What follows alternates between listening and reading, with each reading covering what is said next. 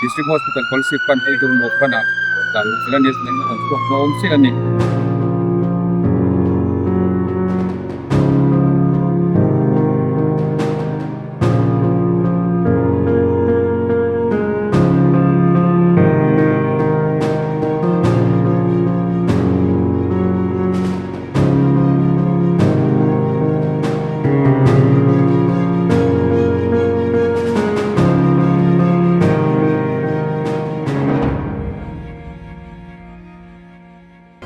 Oleh kehi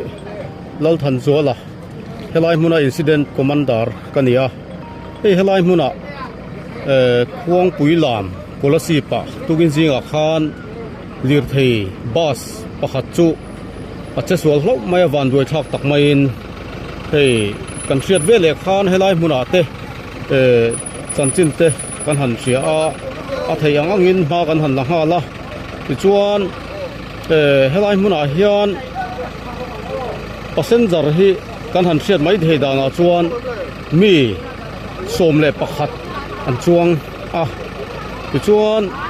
mi som pakhat zinga hian mi pakhat chu van doi thak takin nunna achan ani ti chuan chung zinga chuan pakhat hi na deuh takin a oma tin mi pakuai ro chu first aid pekin enkol lutuk ngai lovin an om niin kan hria tuna ri hi chuan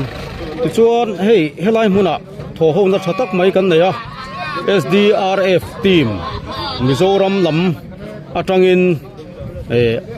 anon kala tin Assam lampang atang poin SDRF team te anon kalboka tin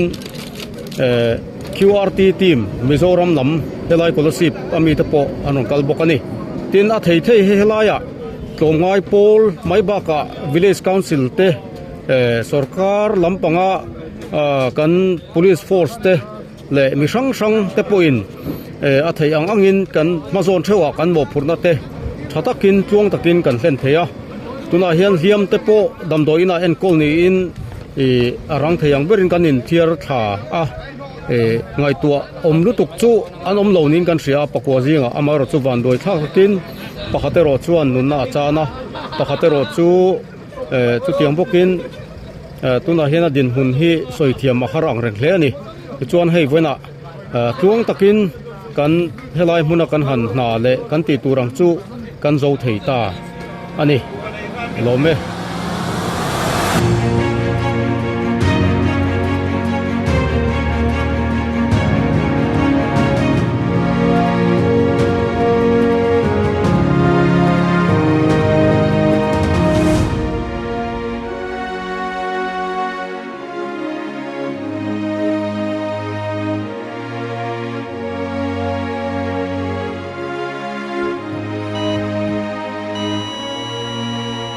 to lâu như thế